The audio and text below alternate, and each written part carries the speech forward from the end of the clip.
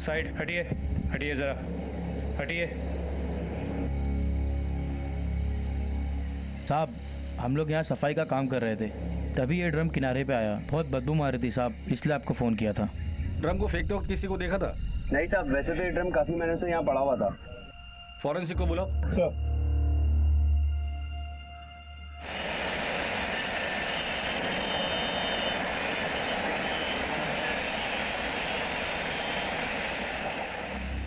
Sir, इसमें तो concrete है। तोड़ दो उसे।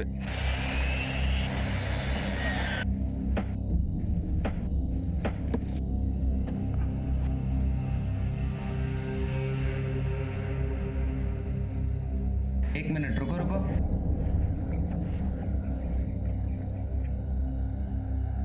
सर, इसमें तो कंकाल है।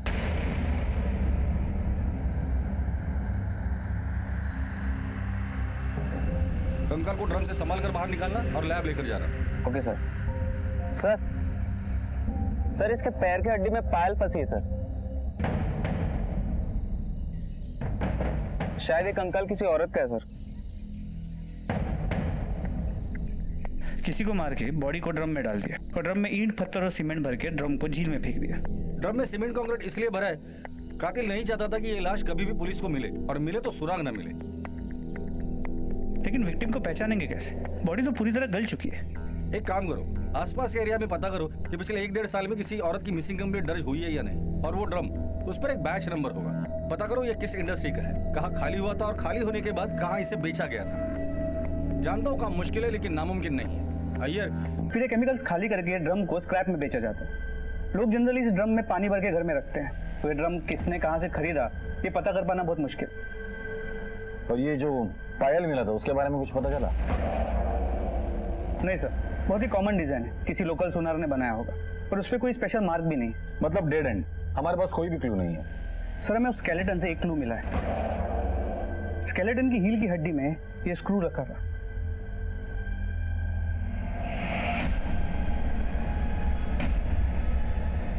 स्क्रू पे कुछ लिखा है, शायद कंपनी का नाम है या कोई तो सिंबल है।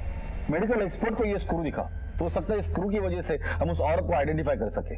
सर,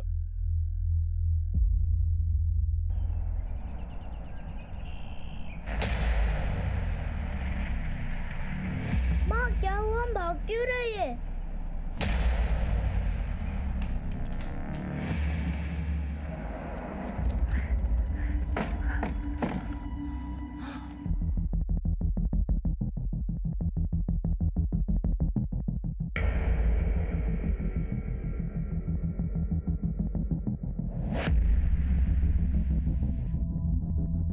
सर ये देखिए, ये सीरियल नंबर मिला है।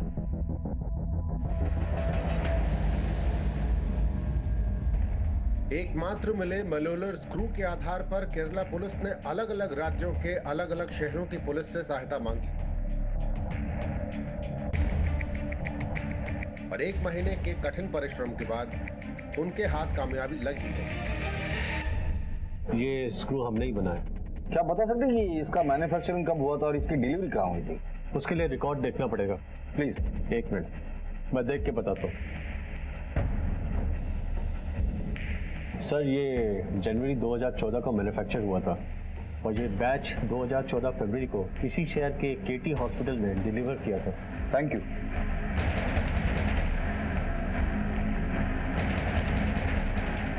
सर, ड्रम में जो स्केलेटन मिला था उसकी फोरेंसिक रिपोर्ट के मुताबिक स्केलेटन किसी औरत का है और उसकी उम्र करीब 45 साल की हो, तो उसे मरे करीब 12 से 15 महीने हो चुके हैं। ठीक है, फिलहाल तो केटी हॉस्पिटल चलते, देखते हैं वहां से क्या इन्फॉर्मेशन मिलती है।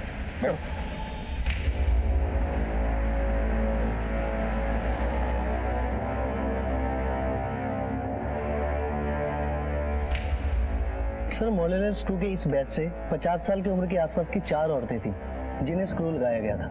अच्छा, ये 4 औरतें हैं, इसमें से SO1/75 इस नंबर का स्क्रू किस औरत को लगाया ये बता सकते हैं? जी सर।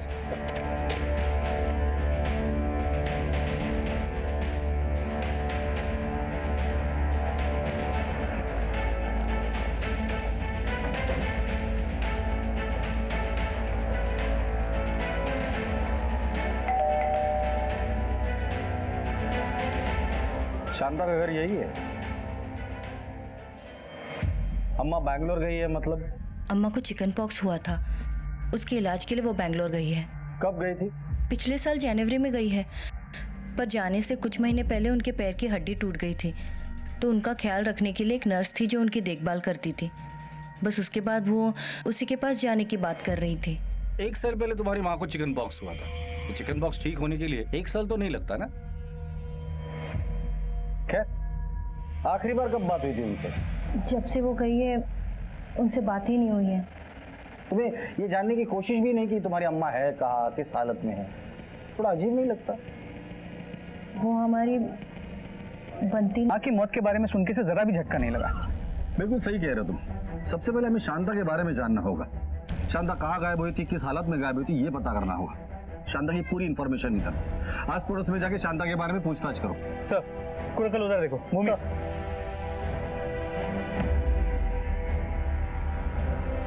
सर डीएनए रिपोर्ट से कंफर्म हुआ है कि बॉडी शांता की, और उसकी मोबाइल लोकेशन से पता चला कि वो शायद कभी तिरुवनंतपुरम के बाहर गई नहीं। 7 जनवरी 2015 को उसका फोन उसके घर के आसपास ही स्विच ऑफ हुआ था। फिर ये देखिए। इसका मतलब शांता की बैंगलोर जाने वाली बात तो झूठ निकली। वो 7 जनवरी को अपने घर के पास से ही गायब हुई थी। स्वाति ने अपने माँ के मर्जी के खिलाफ घर से भागकर शादी की थी, फिर वापस भी आई थी, जिसके लिए उसकी माँ उसे दिन रात ताने मार रही थी।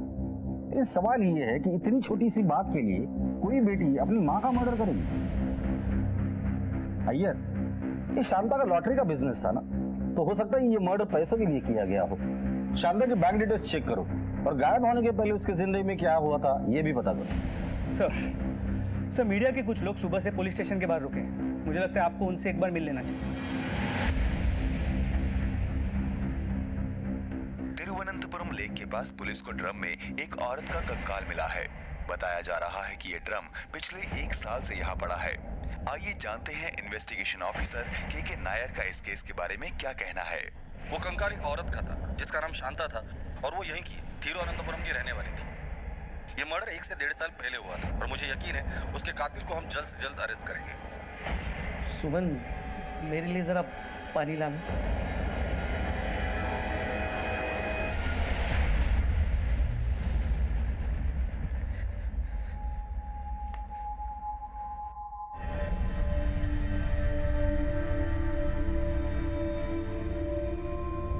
आरव, दूध।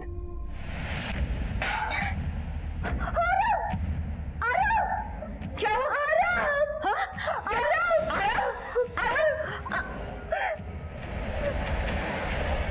पड़ गए तुम्हारे कलेजे को ठंडक? इसे ये मत खिलाओ, उसे वो मत दे। तुम्हारे रोज रोज के तारे से मर गया वो। आरव,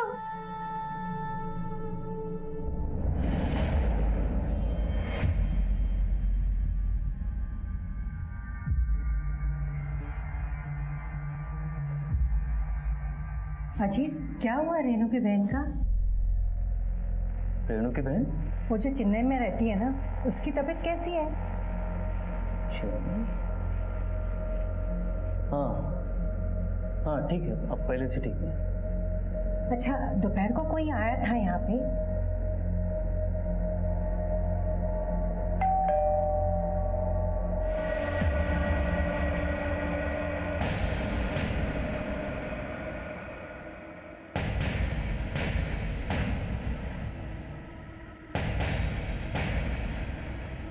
क्या हुआ? अब भी किसी टेलीमार्केटर का फोन था। ये चेन्नई में तुम्हारी कौन सी बहन है?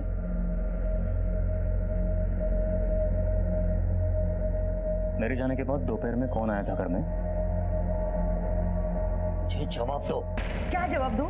मुझे भी तुमसे कुछ जवाब चाहिए। मैंने तुमसे पहले भी कहा है कि अविनाश के सामने ऊंची आवाज में बात नहीं करनी। उसे पता नहीं चलना चाहिए हमारे बीच झगड़ा हो रहा है। इतनी परवाह है तो चलो अंदर चल के बात करते हैं।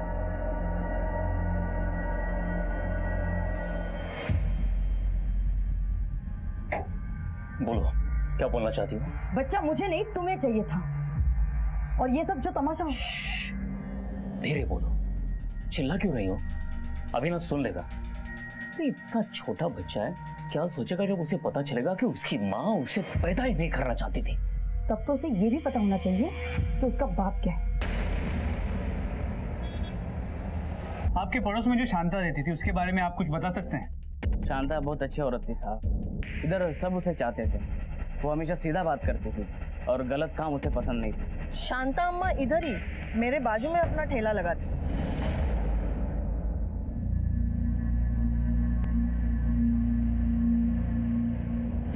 गायब होने से पहले शांता का किसी के साथ कोई झगड़ा या कोई दुश्मनी या वो किसी तरह के तनाव में रहती हो, कुछ पता है आपको? तनाव में तो वो रहती थी। एक बार उनका झगड़ा भी हुआ था बैजू के साथ। चलिए क्या कर रहा तू? शांता, क्या कर रहा है? चुप रहे, चल। एक बात सुन ले कान खोल के, इस मार्केट में अगर धंधा करना है ना तो बैचों को कभी मना नहीं कर सकते। अगली बार अगर मैं आया ना तो जबान पे ना नहीं होना चाहिए। तू धमकी दे रहा है शांता को? हाँ, मेरा जो जी में आएगा मैं वो करूंगी, और तूने अगर मनमानी की तो छोड़ूंगी ना मैं तुझे, छोड़ूंगी नहीं, समझा? ये क्या कर रहा है? हट यहाँ से।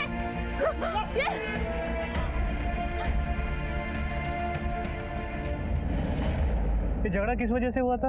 अम्मा का एक प्लॉट था, उन्होंने वो बेचा था 6 लाख रुपए में, तो शायद उसी के लिए वो झगड़ा हुआ था। हाँ, मुझे पता था। गांव की एक ज़मीन बेची थी जिसके 6 लाख रुपए आए थे, पर वो पैसे कहाँ गए, उन पैसों का अम्मा ने क्या किया, मुझे नहीं पता। अगर आप लोगों को मुझ पे भरोसा नहीं तो आप लोग मेरे घर की तलाशी ले सकते हैं। मार्केट में तुम्हारी माँ का एक बैजू नाम के आदमी के साथ झगड़ा हुआ था, तुम जानती हो उस बैजू को? मैं किसी बैजू को नहीं जानती, और अम्मा ने किसी झगड़े का जिक्र भी नहीं किया। कोई घर की तलाशी लो। Okay sir.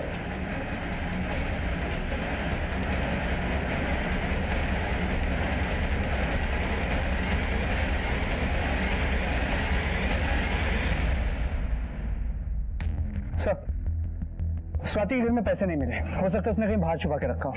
या हो सकता है कि उसने खर्च कर दिया हो। 6 लाख रुपए एक साल में खर्च करना कोई बड़ी बात नहीं है भैया। अगर ये मर्डर स्वाति ने किया है तो वो उसका अकेले का काम नहीं है, जरूर किसी की मदद ली होगी। एक प्लान मर्डर है। इस कत्ल को छुपाने के लिए कातिल ने बड़ी मेहनत की है। इस स्वाति की डिटेल इंफॉर्मेशन मुझे चाहिए। उसके कॉल रिकॉर्ड निकालो जब से शांता गायब हुई तब से। फिलहाल हमें एक ऐसे आदमी की जरूरत है जो इन माँ बेटे के बारे में अच्छे से जानता हो। शांता को मारने के लिए स्वाति के पास 2 मोटिव थे। एक तो उसे पैसों के बारे में पता था और दूसरा वो शांता से परेशान थी। और स्वाति के अलावा हमारे पास और एक स्ट्रॉन्ग सस्पेक्ट है बैजू, उसे भी शांता से बैर। उठाकर लेकर आओ इसे। सर। पापा मुझे बर्थडे पर एक क्रिकेट बैट चाहिए। अच्छा, क्रिकेट बैट चाहिए? हाँ बिल्कुल मिलेगी बेटा, लेकिन तब जब तुम्हारे एग्जाम में बहुत अच्छे मार्क्स आएंगे तब। लेकिन पापा बर्थडे से एग्जाम को क्या लेना देना पापा? अरे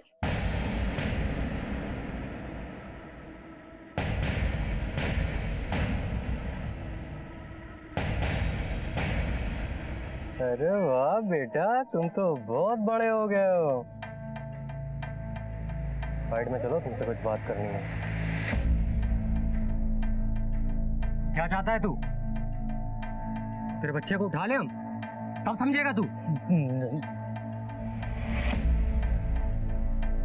देख, मुझे ये वार्निंग खेलना पसंद नहीं है, इसलिए चुपचाप से मेरा काम कर दे, समझा? तुझे अच्छी तरह से पता है मुझे क्या चाहिए।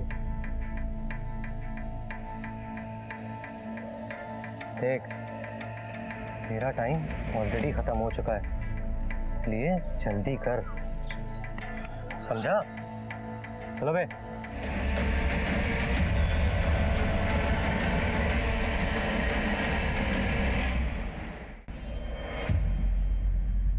शांता को क्यों मारा और 6 लाख रुपए कहाँ है? मैं शांता को क्यों मारूंगा साहब, और 6 लाख क्या बोल रहे हो, मेरे समझ में नहीं आ रहा साहब। तेरा और शांता का झगड़ा हुआ था उसके लॉटरी के स्टॉल पर। उसके बाद तूने उसके लॉटरी की टिकट फाड़ दी, जला दी थी, और तुम दोनों ने एक दूसरे को जान से मार देने की धमकी दी थी। इन्वेस्टिगेशन कर रहे हैं। अगर आगे चल के पता चला ना कि तूने हमसे झूठ कहा था, कुछ छुपाया था, तो उस वक्त तुझे पूछूंगा नहीं, सीधा यहाँ लटकाऊंगा। निकल।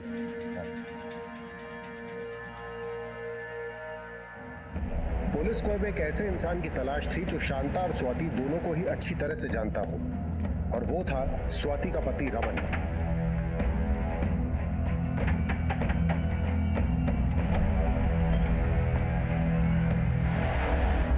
सर, स्वाति और मैं एक दूसरे से प्यार करते थे, शादी करना चाहते थे, लेकिन शांता अम्मा को मैं पसंद नहीं था, इसलिए हमने भाग के शादी कर ली। क्या स्वाति शांतम्मा से इसलिए नाराज थी कि वो तुम दोनों के बीच सुलह करना चाहती? हो सकता है सर, इसमें कोई बड़ी बात नहीं है। स्वाति तो हमेशा शांता अम्मा से नाराज होने के मौके ढूंढती थी। मतलब सर, स्वाति हर एक छोटी घटना के लिए शांता अम्मा को जिम्मेदार मानती थी। यहाँ तक कि जब आरब ने अपनी बीमारी के चलते आत्महत्या की तो उसका जिम्मेदारी भी उसने शांता अम्मा को ठहराया।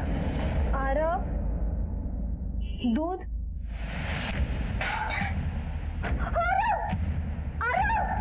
क्या?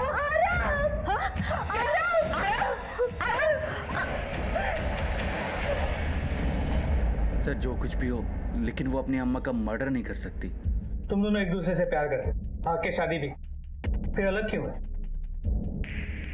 सर, मेरी गलती की वजह से मुझे दारू की लत थी। उसने काफ़ी बार मुझे रोका, मैंने कोशिश की लेकिन छोड़ नहीं पाया। शराब की वजह से मेरी नौकरी चली गई और उसी दिन स्वाति मुझे छोड़ के चली गई। जब इतना सब कुछ हो रहा था तो शांतम्मा ने कुछ करने की कोशिश नहीं की? सर, उन्होंने मुझे अपने घर बुलाया था। तुम दोनों को अपनी गृहस्थी के बारे में सोचनी चाहिए। लेकर के जा इसे अपने साथ। जो कुछ भी बात है आपस में बैठकर सुलह कर लो तुम लोग, समझे?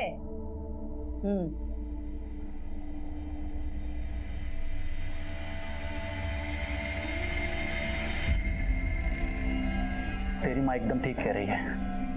मेरा नहीं तो कम से कम आबा के बारे में तो सोच। मैं खुद को सुधारूंगा, अच्छा बाप नहीं बल्कि अच्छा पति भी बन के दिखाऊंगा। अच्छा बाप, अच्छा पति बनने के लिए अच्छा इंसान बनना पड़ता है। तुम्हारे जैसे आदमी के साथ ना मैं रहूंगी ना अपनी बेटी पर तुम्हारा साया पड़ने दूंगी। आबा को सिर्फ माँ की नहीं बल्कि बाप की भी जरूरत है। उसकी चिंता तुम मत करो, उसे माँ और बाप दोनों का प्यार मिलेगा, और ऐसे बाप का प्यार मिलेगा जिसकी वजह से कल घर भी उसका हो गया, पैसे भी, और अब वो आजाद भी है। ये स्वाति और शांता के कॉल रिकॉर्ड्स आ गए? भी सर आ गए। स्वाति के कॉल रिकॉर्ड अच्छे से चेक करना। देर रात तक उसने किसी से बात की है वो देखना, और कितने देर तक बात की है वो भी चेक करना। हो सकता है कि वो उसका बॉयफ्रेंड हो। और शांता के कॉल रिकॉर्ड्स भी क्रॉस चेक करना। सर,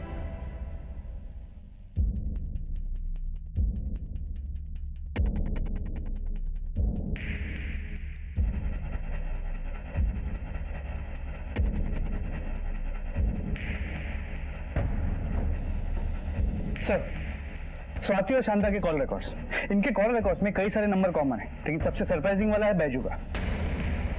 ये देखिए,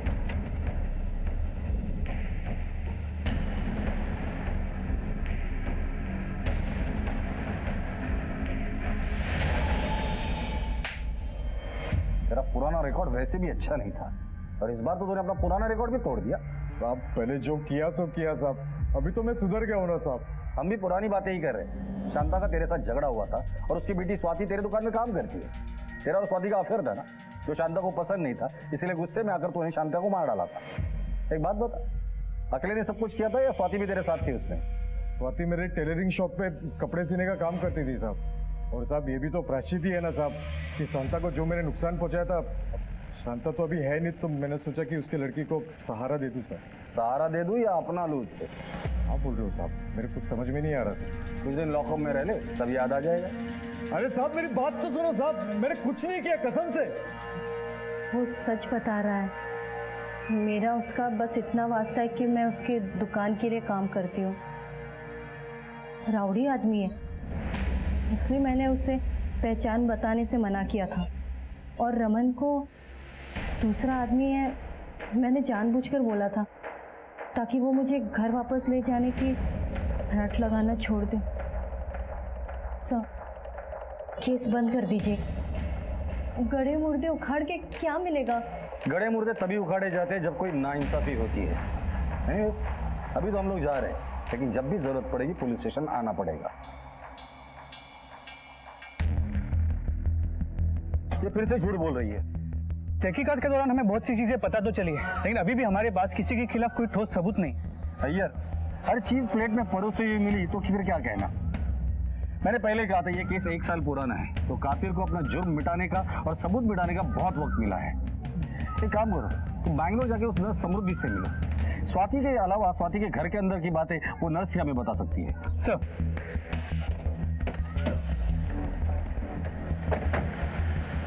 गुस्सा क्यों करती है? मैं तो तेरी मदद करने आया था। थूकती हूँ मैं तेरे पैसों पर और तुझ पर। और मेरी बेटी के बारे में ऐसी बात सोचने की तेरी हिम्मत कैसे हुई? हाँ, 2 पैसे के धंधे वाली आज शरीफ बन के बैठी है। अरे तू अपना पता ठिकाना बदल करना दुनिया को धोखा दे सकती है, मुझको नहीं, समझी? और तेरा ये लॉटरी का धंधा है ना, आज का है। अब मैं बताऊं दुनिया को तेरा असली धंधा क्या था? कल क्या थी तू? मंजुनाथ, मैं तुझे क्या करते? बाहर जाइए वरना मैं पुलिस को बुला लूंगी। मैं भी देखता हूँ कब तक अपनी बेटी को बचाती।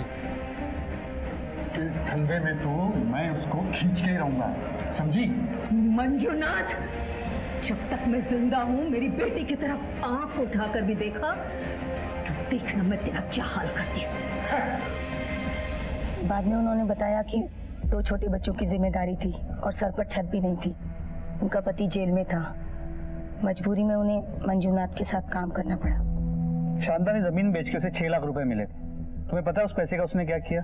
सर, शांता दीदी ने मुझे बताया था कि वो 6 लाख रुपए की फिक्स डिपॉजिट कराने वाली और वो स्वाति की बेटी आभा के नाम करने वाली थी। अच्छा, ये स्वाति, उसका किसी के साथ कोई अफेयर था? किसी के साथ कोई चक्कर? सर, उनके घर के पास ही एक आदमी था जिनके साथ स्वाति का चक्कर चल रहा था। जब शांता दीदी को इसके बारे में पता चला तो उन्होंने स्वाति को बहुत मारा पीटा। जानती है तूने क्या किया? क्या किया तुझे पता है? पहले तो उस निकम्मे लड़के के साथ बात कर शादी की, उसके साथ निभा नहीं पाई, यहाँ आकर बैठ गई, और अब उस शादीशुदा आदमी के साथ चक्कर चला रही है तू। मैं जानती हूँ उसे, वो अच्छा आदमी नहीं है। मैं जानती हूँ आप ये सब क्यों बोल रही हो। क्या जानती है तू? बोल, मुझसे बदला ले रही हो। मैंने तुम्हारी बात कभी नहीं मानी ना, इस बात का बदला। और वैसे भी मैं तुम्हारी तरह कईयों के साथ मुंह काला नहीं कर रही हूँ। प्यार करती हूँ उससे। स्वाति की बातें सुनकर शांता दीदी बहुत उदास रहने लगी थी। मैंने अपने जीवन की हर मुश्किल को भगवान की परीक्षा समझकर स्वीकार किया है समृद्धि, लेकिन अब मैं बहुत थक गई। आखिर कब तक?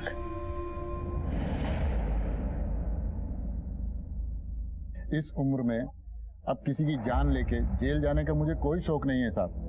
वो तो एक कोशिश की थी कि किसी तरह उसकी बेटी को भी इस धंधे में उतार लूं, मगर मैं शांता को जानता हूँ, उससे किसी तरह का झगड़ा मोल नहीं ले सकता, इसीलिए दोबारा गया ही नहीं। मैंने बताया ना, मैंने झूठ बोला था रमन से। मेरा किसी के साथ कोई अफेयर नहीं है। वैसे भी मैं किसी भी पड़ोसी के यहाँ आती जाती तक नहीं। तुम पुलिस वाले से लगातार झूठ बोलती आ रही हो। वो नर्स समृद्धि, उससे हमें सब कुछ सच पता चल चुका है। अब तुम्हारे पास सच बोलने के सिवा और कोई भी चारा नहीं है। सर, वो मेरे पास के घर में एक आदमी रहता है, उससे मैं शादी करने वाली थी, लेकिन इसका अम्मा की हत्या से क्या लेना देना?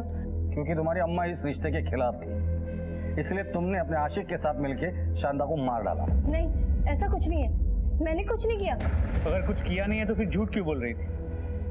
वो आदमी शादीशुदा है, वो अपने बीवी बच्चे को छोड़ के नहीं आ सकता। वो रहता कहाँ है? मदुराई में।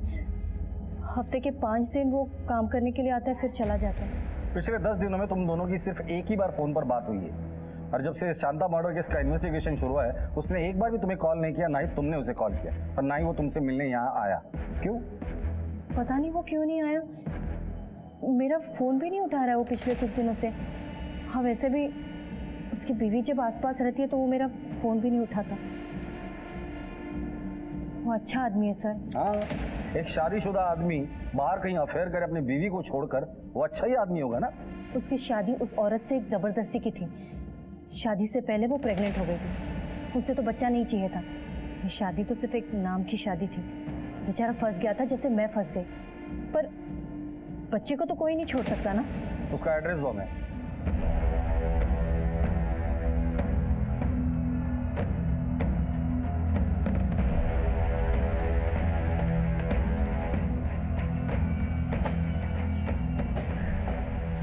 जय हिंद सर। सर ये केरला पुलिस से अजीत के बारे में पूछताछ करने आए हैं। सर अजीत मर्डर केस की इन्वेस्टिगेशन मैं ही देख रहा हूँ सर। मर्डर? अजीत का मर्डर हो गया? Yes sir. अजीत की पोस्टमार्टम रिपोर्ट के मुताबिक उसकी बॉडी में पोटेशियम साइनाइड पाया गया है। उसकी मौत हार्ट फेल होने से हुई है सर। मैं नहीं जानती इस स्वाति को, मैंने तो ये नाम भी पहली बार सुना है, मुझे ऐसा कुछ पता नहीं है। वो ऐसे आदमी नहीं थे, वो कभी मुझे धोखा नहीं दे सकते थे। तो फिर आप दोनों के झगड़े किस बात पर होते थे? अजीत को जुए की लत थी, उस वजह से उन पर बहुत कर्जा हो गया था। मुंबई पे लगा, बेंगलोर पे नहीं। अरे पुराना पैसा कहाँ जा रहा है? मैं कुछ ना कुछ जुगाड़ करके पैसा लौटा दूंगा यार, फिक्र मत करो। लेकिन अभी नए सौदे की बात करते। मुंबई पे मैंने जितना बोला है ना उतना पैसा लगा दी, समझे? फिर से चालू हो गया ना तुम्हारे सट्टा? मना किया था ना ये सब करने को। हाँ मुझे सिखाओ मत, हटो। आए दिन वसूली वालों के धमकी भरे फोन घर तक आने लगे थे। मैं परेशान हो गई थी और मैंने उनको ये बात इसलिए नहीं बताई क्योंकि वो पहले से डिप्रेशन में थे, इसलिए ये बात मैं उनसे छुपाती रही। देखो दूर हो तुम, मेरे पास मत आना, मेरा हाथ छोड़ो। बोल देना अपने पति से हमारे पैसे वापस कर दे, वरना और भी तरीके हैं पैसे वसूल करने के।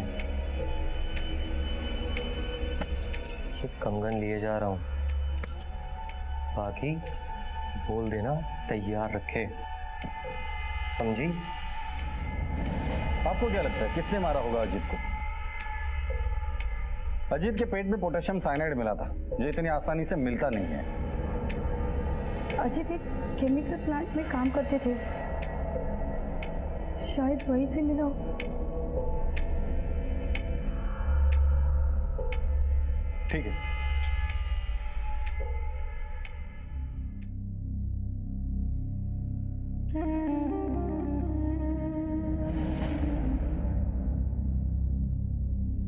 ले मुंह खोल। आरत दाल चावल है, थोड़ा तो खा ले।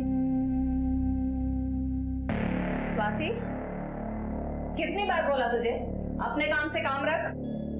बस अम्मा आरव को खाना खिला दो फिर काम करती हूँ। अरे भूख नहीं है उसे, रख दे इधर, जब भूख लगेगी खा लेगा वो। और ये क्या बिस्तर पर लेटा हुआ है? डॉक्टर ने बोला है ना थोड़ा थोड़ा बैठने के लिए। इंच भर भी इधर उधर हिलेगा नहीं तो ठीक कैसे होगा जल्दी से? अम्मा पर तुझे पता है ना कि इसे खिलाना पड़ता है। अरे तो उसको छोड़, अपना ख्याल रख, पेट से है तू। इतना बड़ा हो गया है, अपने काम खुद से नहीं कर सकता, कैसे ठीक होगा? जिम्मेदारी कैसे उठाएगा? शांता चलो चलो चलो। हाँ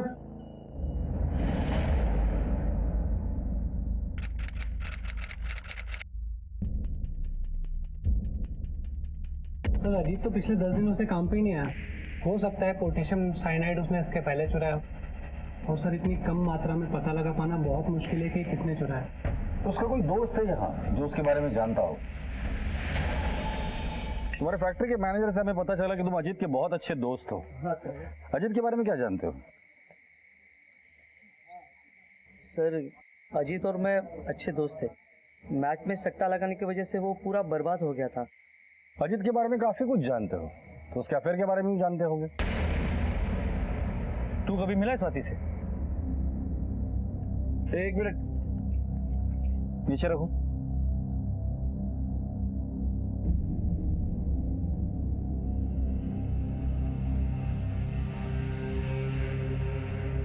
रख दो इसे। अजीत ने पोटेशियम साइनाइड के अलावा कभी फैक्ट्री से ड्रम भी चोरी किया था? नहीं सर, चुराया नहीं था, मांग के लेके गया था। उसने मांगा और तुमने दे दिया। दोस्त था ना तुम्हारा, दोस्त ने कहा चलो खून करते हैं, तो तुमने खून भी कर दिया। सर मैं कुछ समझा नहीं सर। क्यों? न्यूज चैनल देखता नहीं क्या? न्यूज में देखा नहीं, एक औरत की लाश ड्रम में मिली थी और उसके कातिल को पुलिस ढूंढ रही है।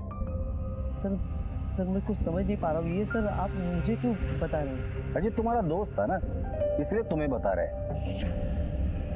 उस ड्रम पर हमें 2 लोगों के फिंगरप्रिंट्स मिले, एक अजीत के और दूसरे किसके ये हमें पता करना है। तो उसका दोस्त है ना, तो जाहिर सी बात है वो तेरे ही होंगे। लेके चलो इसे, फिंगरप्रिंट लेते। चल बैठ। सर मैंने कुछ नहीं किया सर मैंने कुछ नहीं किया सर। अजीत ने मुझे कहा था कि घर में वो रेडियम केमिकल बनाना है, इसलिए मैंने उसको ड्रम दे दिया। कुछ दिनों बाद उसने बोला कि केमिकल पूरा ख़राब हो गया, फेंकना पड़ेगा। तो किसी की नज़र में ना आए इसलिए मैंने ड्रम फेंकने में उसकी मदद की।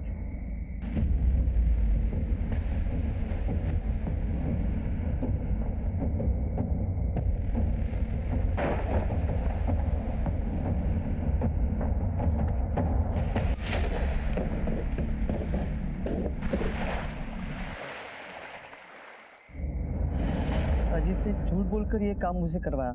ये मुझे तब पता चला जब टीवी पर मैंने शांता की लाश ड्रम में देखी। अजीत ने शांता को क्यों मारा? पैसों के लिए? पता नहीं सर, लेकिन सबसे बड़ी बात ये है कि अजीत शांता को तब से जानता है जब वो धंधा करती थी। 2-3 बार वो उसका ग्राहक बन के भी गया था सर। शांता को अजीत और स्वाति के चक्कर के बारे में पता चल गया था, तो शांता ने अजीत को बहुत सुनाया था सर। ये अजीत ने खुद मुझे बताया सर।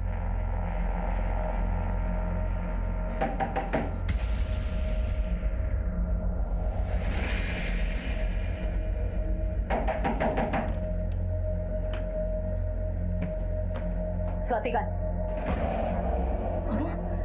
तू अम्मा यहाँ मुंह कड़ा कर रही है दरवाजा बंद करके।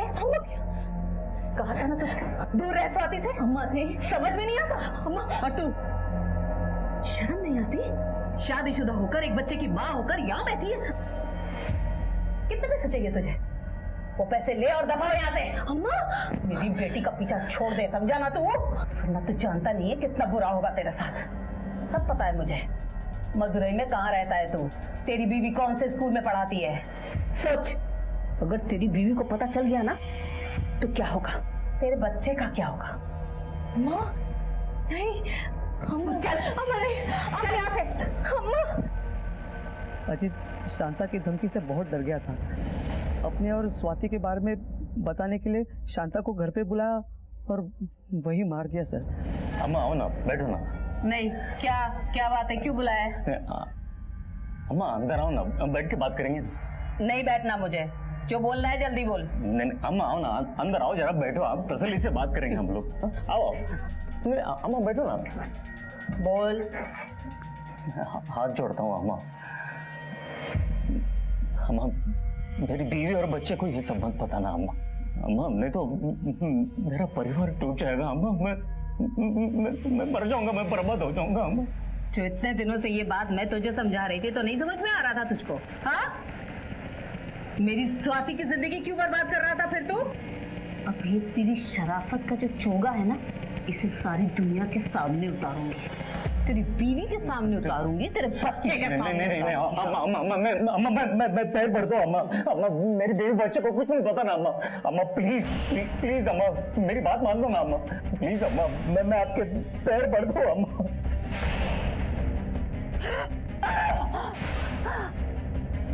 उसे मारने के बाद अजीत ने पूरा घर ढूंढा और उसको कहीं पैसे नहीं मिले।